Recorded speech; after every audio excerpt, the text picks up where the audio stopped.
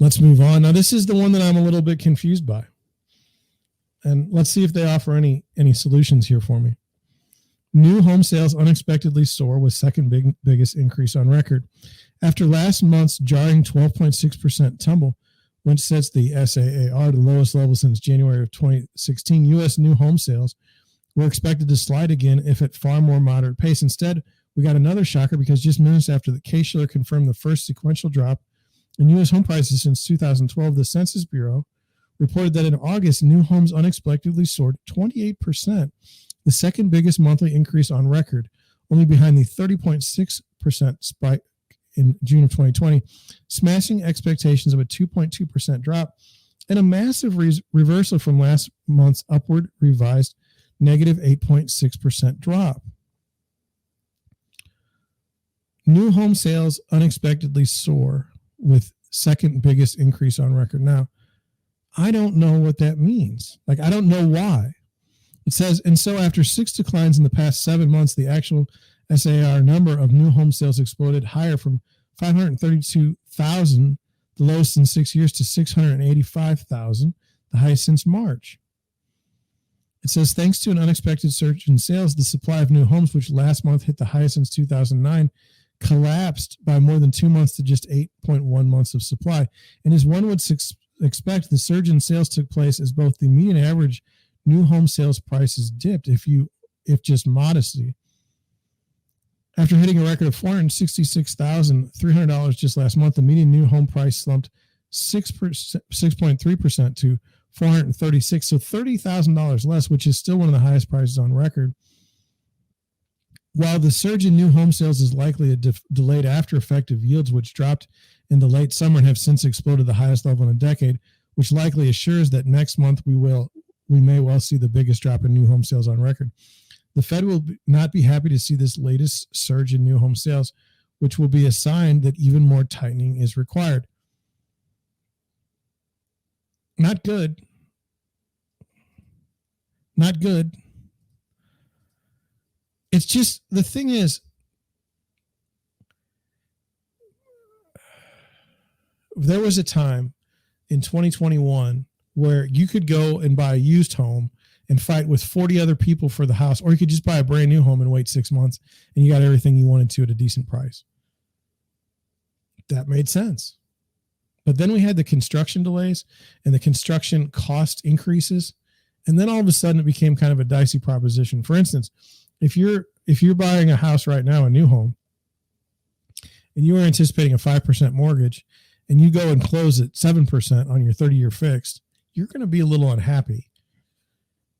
And that's what's going to happen. It's just dicey. I wanted to go over this. Let's see if it shows up okay. This is the August 20. Now you say, John, it's September. It's the end of September. Why are you giving me August? Well, it just got released. Realtors Confidence Index Survey. I thought we could go over it. It's always good for a laugh. Hopefully you can read it. Seller's market remains, but slightly less buyer competition. The market outlook from the, I think this is like 5 pages, but we're not going to read all 5 pages. You don't have to worry about that. The market outlook from the Realtors Confidence Index is nearly unchanged in August. 11% of respondents expect year-over-year increase in buyer traffic in the next 3 months, flat from 10% in July 22, but down from 31% August of 2021. Yes, I don't expect to see a year-over-year increase in buyer traffic in the next 3 months. 12% of respondents expect a year-over-year increase in seller traffic, down from 14% and 25%. I mean, these numbers are getting dicey. With supply still limited relative to demand, the market is still moving at a fast pace, and 32% of homes sold above list price, down from 39% a month ago and 45% a year ago. 81% of respondents reported properties sold in less than 1 month, down from 82% a month ago and down from 87% in August of 2021. So not that different. Homes listed received an average of 2.5 offers, down from 2.8 offers in July of 22 and 3.8 in 2021. There's no way they averaged 3.8 offers in 2021. I was out there and it was like, if it was less than 6 offers, that was something.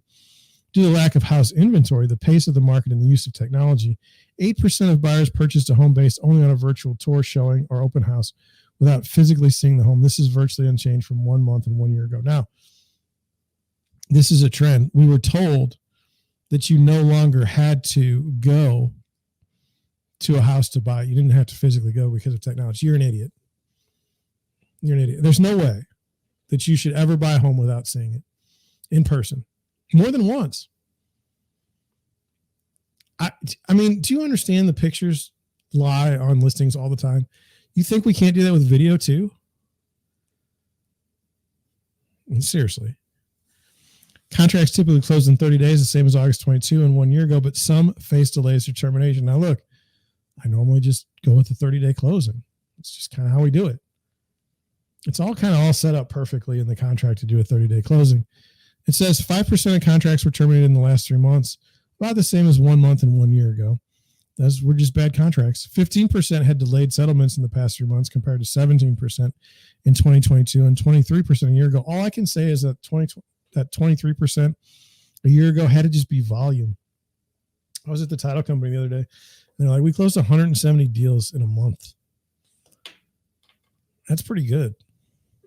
8% of contracts had delayed settlement due to appraisal issues, slightly down from 11% last month and 12% 1 year ago. So I had an appraisal issue. The guy goes out to appraise the property and then decides he's not going to give us the appraisal when it's due. So then we have to get another appraiser to come out and appraise the property. And by the time all that happened, we were out of our appraisal window. But it wasn't that the house didn't appraise. It's the guy that's the appraiser was an idiot.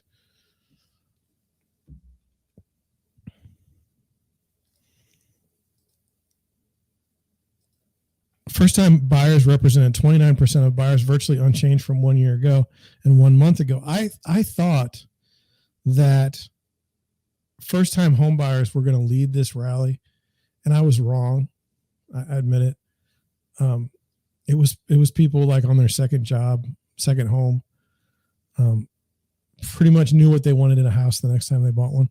16% are purchased for non-primary residence use, up slightly from 14% last month, and 15% 1 year ago. 7% were for vacation use. 2% of sellers sold to an iBuyer, unchanged from 1 month and 1 year ago. 1% of sales were distressed, similar to one. So we look for that number to go up. Contract activity remains competitive. 24% of buyers were all cash sales. That's a stupid statistic. I'm done with it.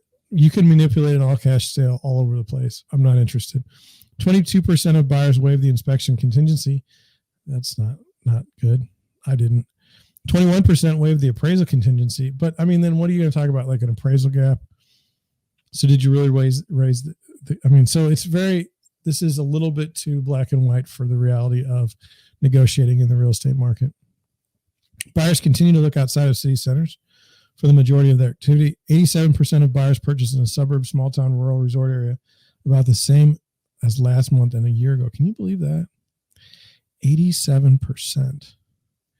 You know, we often think about New York real estate or Chicago real estate, and yet 87%.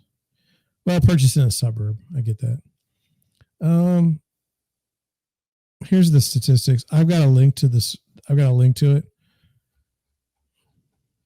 if you're interested.